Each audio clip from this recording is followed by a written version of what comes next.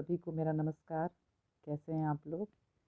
फिर से मैं एक नए वीडियो के साथ उपस्थित हो चुकी हूँ और आज जो टॉपिक है वो ज्योमेट्रिकल शेप का ही है, पार्ट 2 है ये वीडियो। और पिछले वीडियो में मैंने आपको बताया था सर्कल के बारे में, थोड़ा बहुत स्ट्रेट लाइन के बारे में एंड ट्रायंगल, उनके टाइप्स की बाय साइड्स के हिसाब से कितने टाइप के होते हैं, एंगल के हिसाब से कितने टाइप ट्रायंगल होते हैं। आज जो मैं बताने जा रही हूँ वो स्क्वायर के बारे में, रेक्टेंगल के बारे में, क्वाड्रिलेटरल, पेंटागन एंड हेक्सागन के बारे में। तो चलिए शुरू करते हैं। तो स्क्वायर स्क्वायर उसको कहते हैं जिसके 4 साइड्स होते हैं।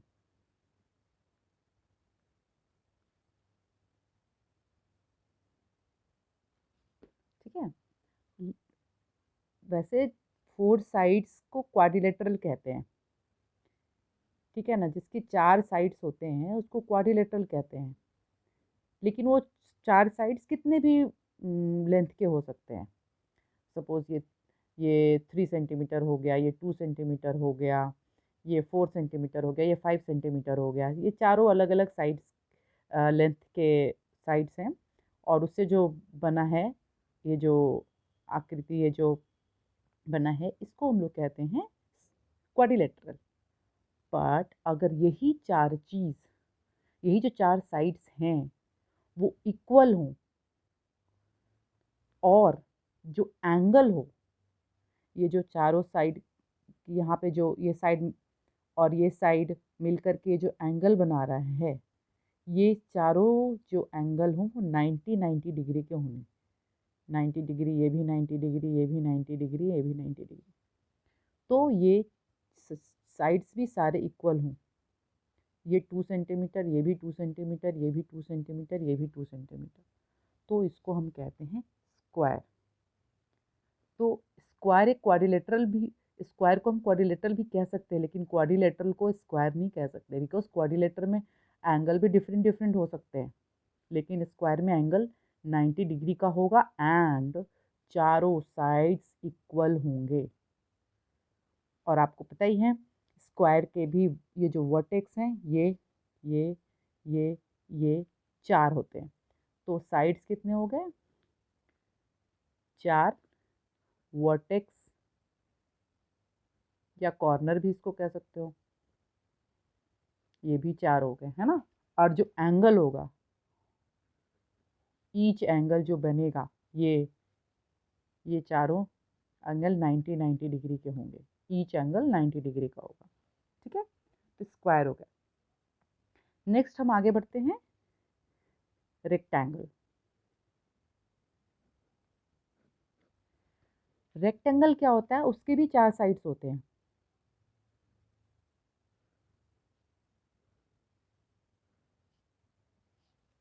उसके भी 4 साइड्स होते हैं और उसके भी ये जो सारे एंगल होने चाहिए, ईच एंगल 90 डिग्री के होने चाहिए। ये 90, ये 90, ये भी 90, ये भी 90। लेकिन इसमें जो है, ये जो आमने सामने का जो है ना, ये सेम होना चाहिए। ये 3 सेंटीमीटर, ये 3 सेंटीमीटर, ये 2 सेंटीमीटर, ये 2 सेंटीमीटर। ठीक है ना।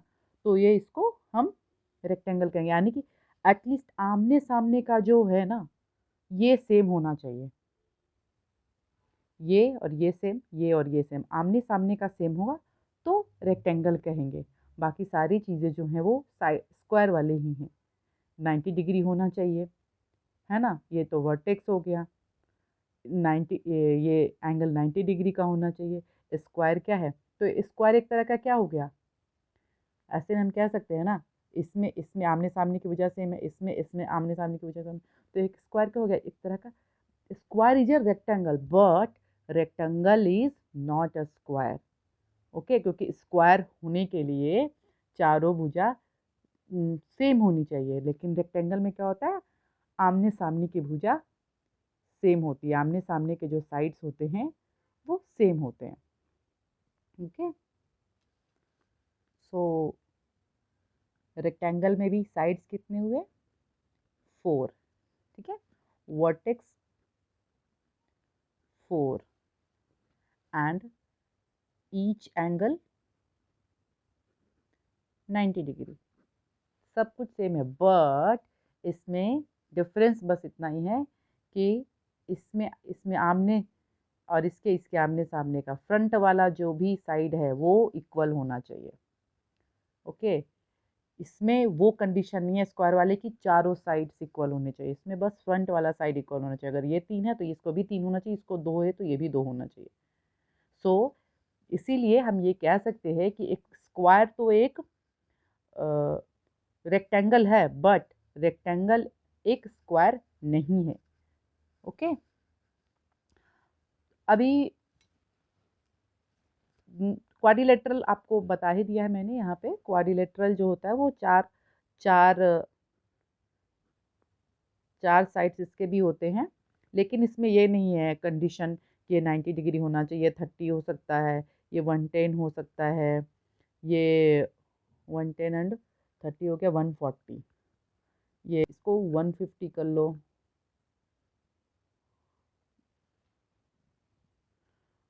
30 प्लस 110 प्लस 150 290, सो ये हो गया 70 डिग्री।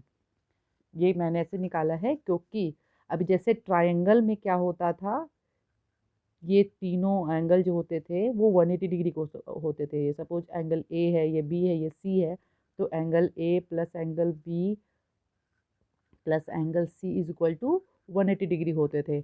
लेकिन अभी इसमें अगर ये ए है, ये बी है, ये सी है और ये डी है, तो ये चारों एंगल का जो सम होगा क्वाड्रिलेटरल में या स्क्वायर में या रेक्टेंगल में किसी में भी, तो A plus B plus angle C plus angle D ये होगा 360 डिग्री का। ओके, इसलिए मैंने ये निकाला 30 प्लस 110 प्लस 150, ये 290 हो गए। तो बाकी जो 360 में से मैंने 290 माइनस करी तो 70 ये हो गए, तो ये 4 एंगल का सम हो गया 360 डिग्री। ओके, तो ये हो गया हमारा square, rectangle and quadrilateral. Quadrilateral is just like 4 sides हैं, बस इसमें डिफरेंस यही कि इसमें सारे एंगल्स अलग अलग होते हैं, साइड्स भी अलग अलग होते हैं। क्वाड्रिलेटरल, क्वा मीन्स 4, क्वा मीन्स 4। ओके, जैसे क्वार्टर कहते हैं हम लोग ना, वैसे उसी से लिया गया क्वाड्रिलेटरल। सो नेक्स्ट हम चलते हैं नेक्स्ट ज्योमेट्रिकल शेप की तरफ। ये है, आपको मैं दिखाती हूँ, ये है, दिस इज, कितने साइड है इसमें, 1 2 3 4 5, इसको कहते हैं पेंटा। पेंटा मतलब 5, पेंटागॉन। तो ये हो गया पेंटागन, 5, पेंटा मतलब 5, तो जिसके 5 साइड्स होंगे उसको पेंटागन कहेंगे। और जब 5 साइड्स है तो देखो वर्टेक्स कितना होंगे, 1 2 3 4 5, तो पेंटागन के साइड्स कितने हो गए, 5, वर्टेक्स कितने हो गए, 5। ओके, तो ये हो गया पेंटा। पेंटा मतलब नाम ही बता रहा है आपको, पेंटा मतलब 5। फिर नेक्स्ट ये हम बनाते हैं 6, 6 वाले,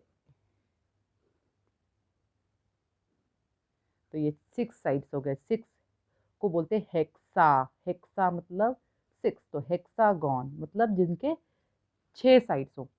तो 1 2 3 4 5 6, तो साइड्स कितने हो गए, 6, एंड इसके वर्टेक्स कितने हो गए, 1 2 3 4 5 6, तो वर्टेक्स भी कितने हो गए, 6। तो हेक्सागॉन के साइड भी 6 एंड वर्टेक्स भी 6।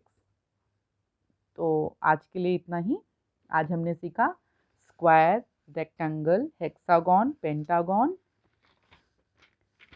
इतना ही। और नेक्स्ट वीडियो में मैं आगे और ज्योमेट्रिकल शेप्स के बारे में बताऊंगी। हेक्सा के बाद ही ये हेप्टा है, ओक्टा है, नोना है, डेक्का है। उसके बाद जो ये तो 2 डायमेंशनल हो गए, फिर उसके बाद 3 डायमेंशनल शेप्स, और स्क्वायर, उसके बाद मैं एरिया एंड पेरीमीटर, जिसको सरकमफेरेंस भी कहते हैं, ये सब बताना सिखाऊंगी। पहले इनिशियल जो चीज़ें जाननी चाहिए हमें ज्योमेट्रिकल शेप के बारे में, तभी उसके बाद हम उसके आगे की चीज़ों को समझ पाएंगे। क्योंकि मैथ क्या होता है, समझने की चीज़ है, कंप्लीटली समझने की चीज़ है। एक बार अगर उसके कॉन्सेप्ट दिमाग में आ गए तो फिर वो भूल नहीं पाते, तो इसको समझना मेन इम्पॉर्टेंट है। तो बस यहीं पे मैं अपना वीडियो को बंद करती हूँ, और आशा करती हूँ कि आप लोगों को ये समझ में आया होगा। और नेक्स्ट फिर मैं आपको दूसरे वीडियो के साथ मिलूँगी। तब तक के लिए धन्यवाद। अगर आपको मेरा चैनल और ये जो मैं बता रही हूँ वो समझ में आए या अच्छा लगे, तो एक बार चैनल को सब्सक्राइब करना, कमेंट करना, शेयर करना ना भूलें। बहुत बहुत धन्यवाद। Thank you so much.